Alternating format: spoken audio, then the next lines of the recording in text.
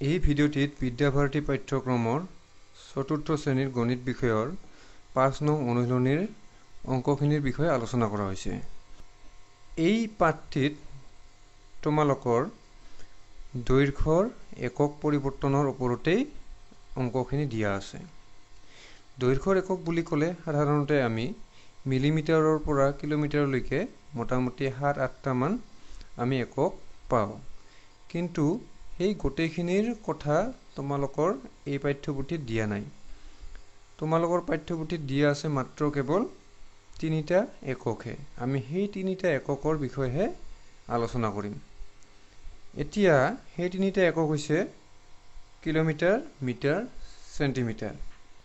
আমি জানিব লাগিব যে ১ কিলোমিটাৰ, কিলোমিটাৰক আমি কিমি বুলি লিখিম।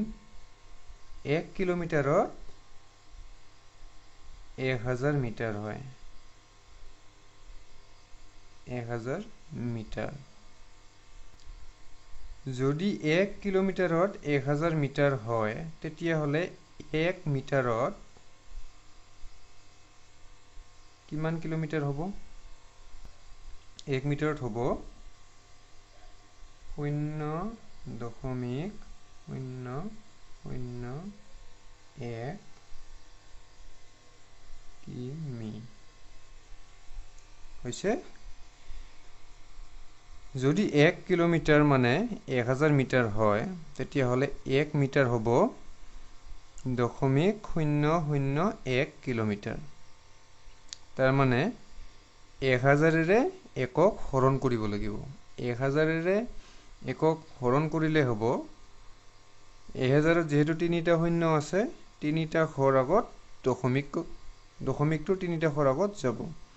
তাৰমানে ১টো ইয়াতে আছে, ১টা, ২টা, ৩টা শৰ আগত দশমিক দিব লাগিব। যিহেতু ইফালে আমাৰ অংক নাই আৰু আমি ২টা শূন্য দি পেলাই হ'লেও দশমিকটো ৩টা শৰ আগত লিখিব লাগিব। এতিয়া ১ মিটাৰ, ১ মিটাৰ মানে হৈছে ১০০ চেণ্টিমিটাৰ। ১ মিটাৰত যদি ১০০ চেণ্টিমিটাৰ হয়, তেতিয়াহ'লে ১ চেণ্টিমিটাৰত কিমান মিটাৰ হ'ব? সেই একেদৰে যিহেতু ১০০ত ২টা শূন্য আছে, তেতিয়াহ'লে আমি ২টা শৰ আগত দশমিক দিম আৰু এইটো মিটাৰ বুলি লিখি দিম। হৈছে? এতিয়া যদি ১ কিলোমিটাৰ হয়, তেতিয়াহ'লে কিমান চেণ্টিমিটাৰ হ'ব? চেণ্টিমিটাৰটো উলিয়াব লাগে। আমি পোনে পোনে চেণ্টিমিটাৰ নুলিয়াম। আমি প্ৰথমতে ১ কিলোমিটাৰটোক আমি মিটাৰ কৰি ল'ম। ১ কিলোমিটাৰ মানে হৈছে ১০০০ মিটাৰ। হৈছে? আৰু যদি ১ মিটাৰত ১০০ চেণ্টিমিটাৰ হয়, তেতিয়াহ'লে ১০০০ৰ মিটাৰত কিমান চেণ্টিমিটাৰ হ'ব? কি কৰিব লাগিব? ১০০০টোক ১০০ৰে পূৰণ কৰিব লাগিব। এইটো চেণ্টিমিটাৰ হ'ব। তেতিয়াহ'লে কিমান চেণ্টিমিটাৰ হ'ব? ১, ১ গুণ ১, ১টা, ২টা, ৩টা, ৪টা, ৫টা শূন্য আছে। ২, ৩, ৪, ৫ ইমান চেণ্টিমিটাৰ হ'ব। তাৰমানে কিমান হ'ল? একক, দশক, শতক, হাজাৰ, অযুত, লাখ। ১,০০,০০০ চেণ্টিমিটাৰ হ'ল। ১ কিলোমিটাৰত ১,০০,০০০ চেণ্টিমিটাৰ। এতিয়া আহা ১ নম্বৰত দিয়া আছে খালী ঠাই পূৰ কৰা। ১ কিলোমিটাৰত কিমান মিটাৰ হয়? ইয়াতে কিমান লিখিব লাগিব? ১,০০০। ১ কিলোমিটাৰত কিমান চেণ্টিমিটাৰ হয়? ১,০০,০০০ চেণ্টিমিটাৰ। ১ মিটাৰত কিমান চেণ্টিমিটাৰ? ১ মিটাৰত ১০০ চেণ্টিমিটাৰ। ১ মিটাৰত কিমান কিলোমিটাৰ? ১ মিটাৰত 0.001 কিলোমিটাৰ হৈছে। এতিয়া 1 সেন্টিমিটাৰত কিমান মিটাৰ? 1 সেন্টিমিটাৰত কিমান মিটাৰ হ'ব? 1 সেন্টিমিটাৰত 0.01 মিটাৰ। গতিকে এই খালি ঠাইকেইটা তোমালোকৰ হৈ গ'ল। এতিয়া আহিল 2 নম্বৰ। 2 নম্বৰত কি দিয়া আছে? খালি ঠাই পূৰ কৰা। এইটো কি দিয়া আছে? 6 সেন্টিমিটাৰ যোগ 6 সেন্টিমিটাৰ। এইটো যোগ কৰিব লাগিব। যোগ কৰিলে কিমান হ'ব? 12 সেন্টিমিটাৰ। এইটো আছে 7 মিটাৰ 10 মিটাৰ 17 মিটাৰ হ'ব। এইটো 18 মিটাৰৰ পৰা 9 মিটাৰ বিয়োগ কৰিব লাগিব। 18 9 গ'লে 9 মিটাৰ। ইয়াতে 3 কিলোমিটাৰ যোগ 7 কিলোমিটাৰ, তাৰমানে কিমান হ'ব? 3 7 10 কিলোমিটাৰ। ইয়াতে দিয়া আছে 2 মিটাৰ 300 সেন্টিমিটাৰ। 2 মিটাৰ 300 সেন্টিমিটাৰ, এইটো কি হ'ব? কি লিখিব লাগিব? মিটাৰত লিখিব লাগিব। 2 মিটাৰ যোগ 300 সেমি, এইটো আমি মিটাৰত লিখিব লাগিব। মিটাৰ 2 মিটাৰ মানেতো 2 মিটাৰ, ঠিকই আছে এইটো। কিন্তু সেন্টিমিটাৰ মিটাৰলৈ লৈ গ'লে কি কৰিব লাগে?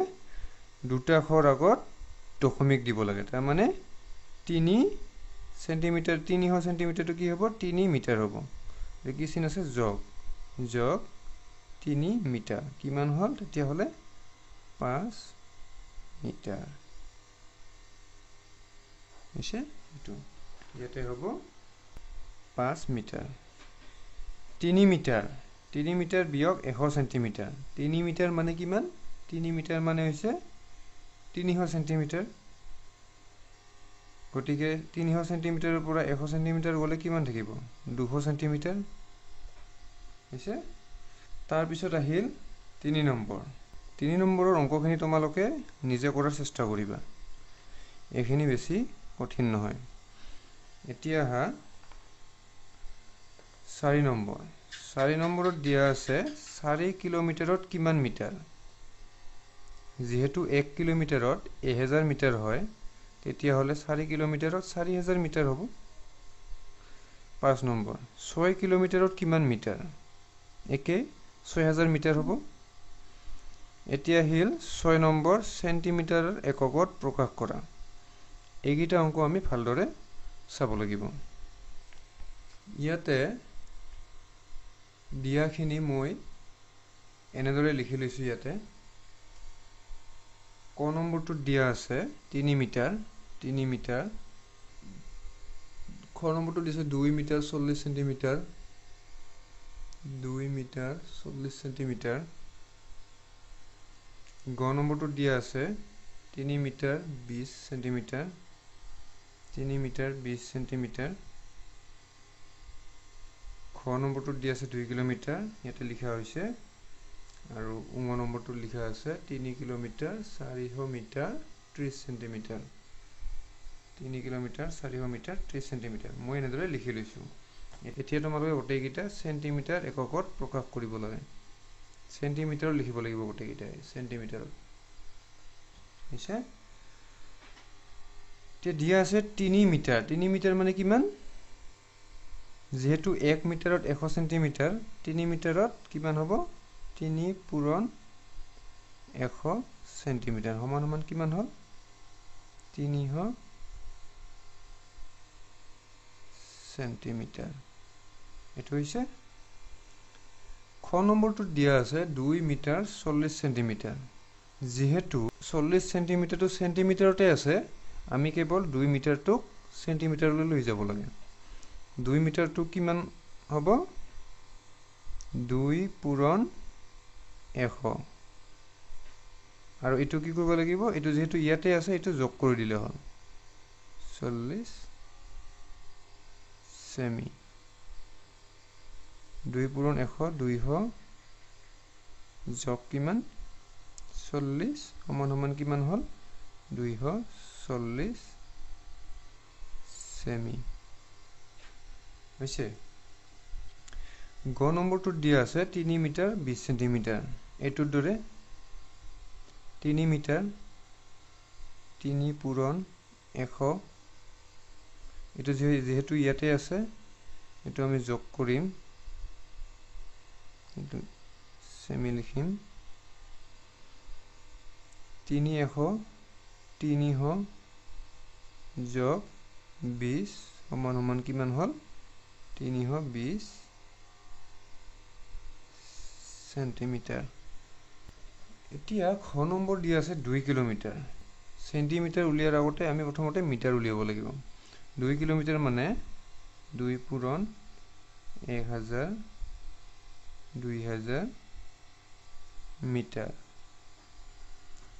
এতিয়া 2000 মিটাৰ মানে কিমান সেন্টিমিটাৰ যেটো 1 মিটাৰত 100 সেন্টিমিটাৰ গতিকে 2000 মিটাৰত হ'ব 2000 পূৰণ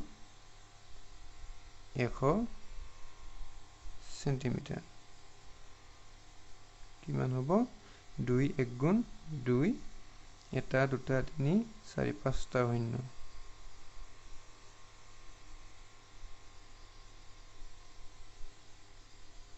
2 লাখ এতিয়া 3 কিলোমিটাৰ মানে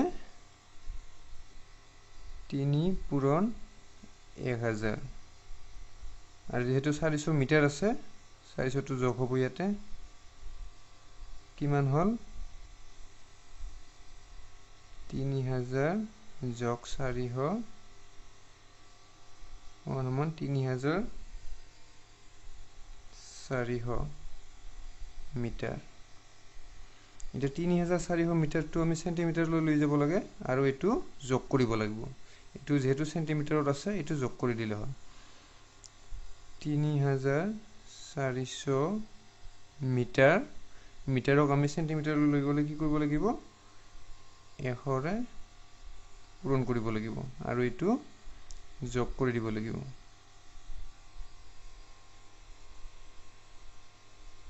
এটো পূৰণ কিমান হ'ব 34 1 গুণ 34 কেইটা শূন্য আছে এটা দুটা তিনিটা চাৰিটা এটা দুটা তিনিটা চাৰিটা আৰু এটো যোগ কৰিব লাগিব কিমান হ'ব 30 টো যোগ কৰিলে লাষ্টত 30 30 0 0 4 3 সেন্টিমিটাৰ হৈছে